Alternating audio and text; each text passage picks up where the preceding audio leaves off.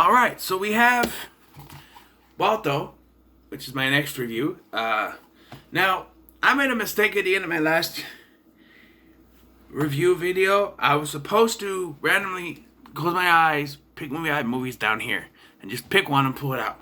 Forgot to do that, so I did that after the video. I'll try to remember to do it at the end of this video. I got a few lined up in this corner here that I want to do, so... Let's talk about Balto, the true story of an American hero, even though the brunt of the actual dog sled race was done by a dog named Togo and not Balto. He just finished the race, so he got the credit. But this story is about Balto with no Togo involved at all because it's got to be about Balto. And right away, this movie loses all credibility by starting with a live action opening in which there is an old lady who I always mistaken for the homeless lady from Home Alone 2, but it's not, telling her granddaughter the story of Balto and what happened. Even though it makes no sense that this woman would be telling a story, because we're presented that at this point during the story, she is a sick little girl laying in bed with an illness that these dogs are trying to get the antitoxin for. So how would she know any of this going on? Right off the bat, that's just like, no. You could have taken that out, because that also takes away the suspense. Oh my God, are they going to get the antitoxin back? Are they going to save people? The kids? What? No, you know that they're going to get it back. You know that the kids are gonna live because you have this old lady who was one of the kids telling the story. It takes away from the suspense and calling it a true story. Because, imagine you're a kid back in 1995. Yeah, 1995. Back in 1995, and you're sitting here watching this, ready for an animated dog film, and it starts out live action. How confused would you be? So we got Kevin Bacon as the voice of Balto. Yes, it's the talking dog movie. With Bridget Fonda as the... is it Bridget Fonda? Jodie Foster. Bridget Fonda as Jenna, the other dog. Bob Hoskins as the goose. And the two polar bears are both voiced by... Phil Collins. But no, it's not a musical. Even though I actually like Phil Collins' music in Tarzan. This is before Tarzan, so So yes, and the story here is that kids are getting sick and there's no, medicine. So they need to set up this dog sled race. So how do they do this? Well, they have to have certain dogs qualify for that. So they set up all these. So let's wear out all these dogs before they go to get the antitoxin. That works. Balto is not allowed to do it because he is part wolf. He's a hybrid. And that's the prejudice in this film. Oh, you can be a hybrid. No. Oh, you're part wolf. Oh, no.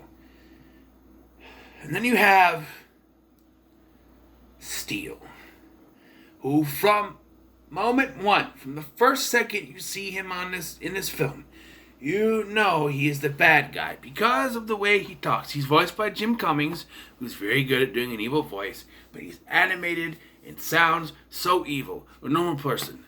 Hi, hello, how are you? Steel.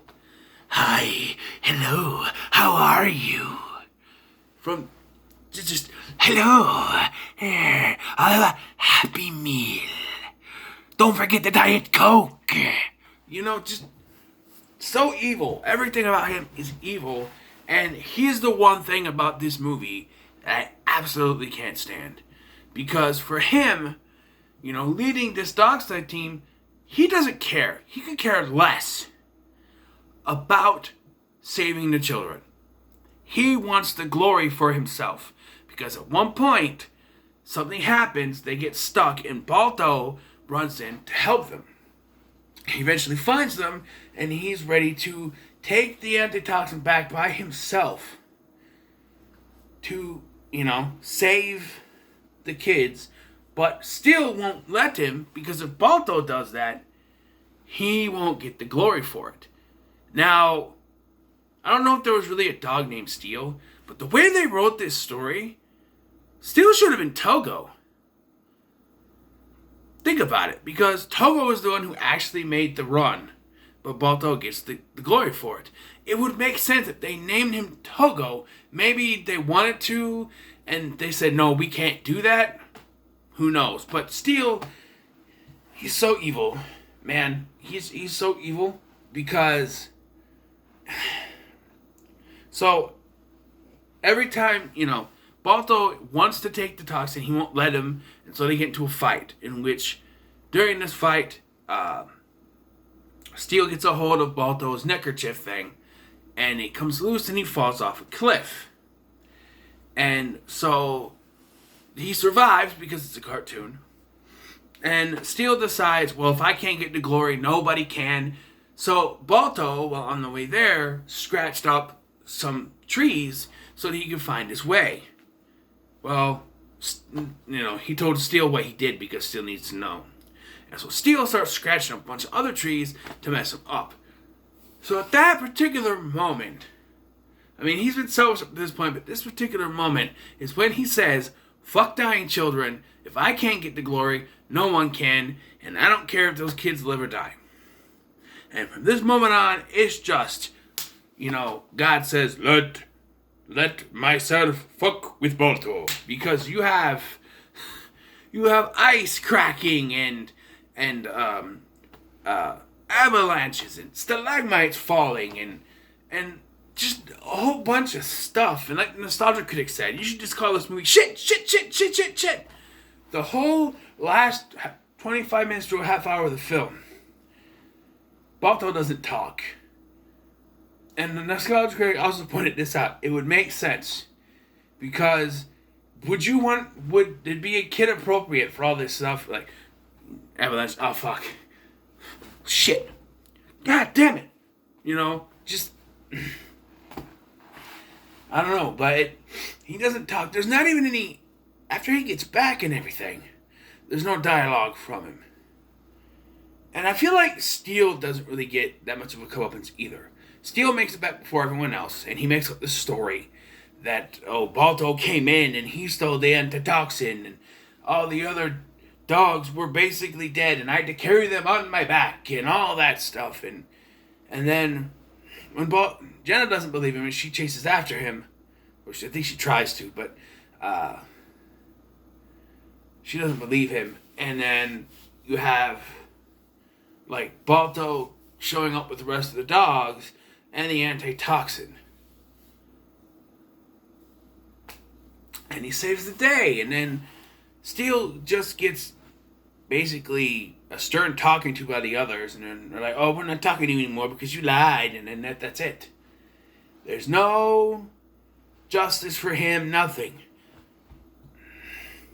I will say, though, there is a scene, there's a couple scenes, but there's a scene where Balto fights this black bear, and it is so black. It's like oil on top of black paper, just very black.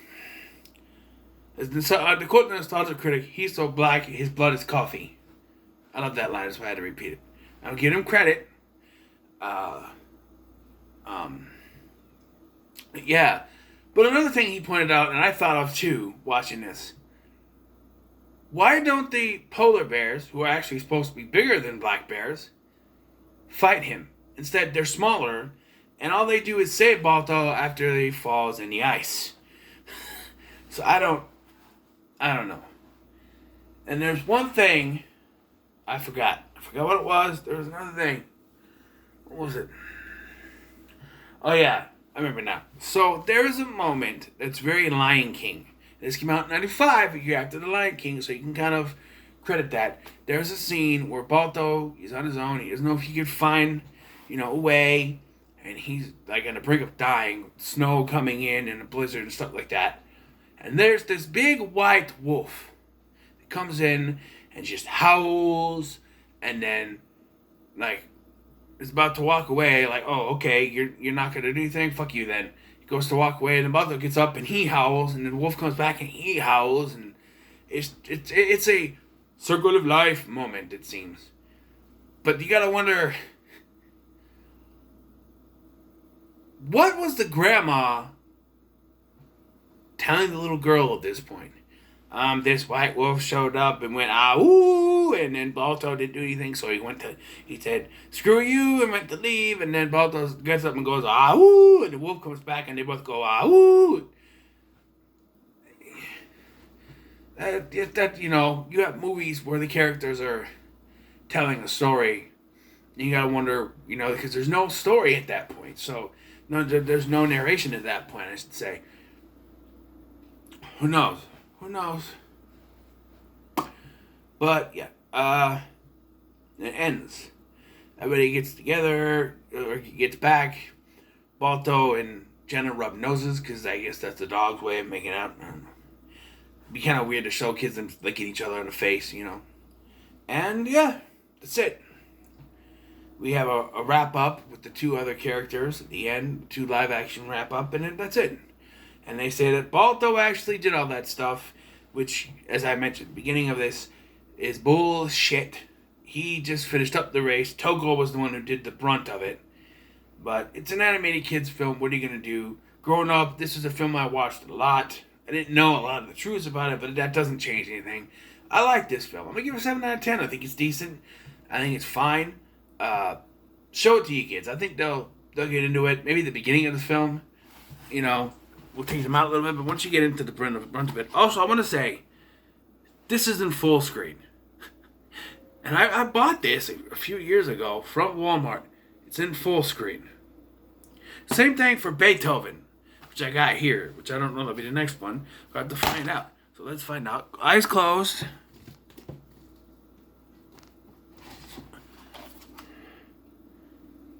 Pippi Longstockings. The New Adventures of Pippi Longstocking is the next one. Oh, joy. I haven't seen this in gotta be years. I bought this as a double feature with Matilda, and I don't like Matilda, so I got rid of that. But I have this, so that'll be the next one, so look forward to that. So, till then, make sure to like, share, and subscribe. Let me know in the comments below what you think of Balto. And thank you for watching. I've been Scotty. See you in the next one.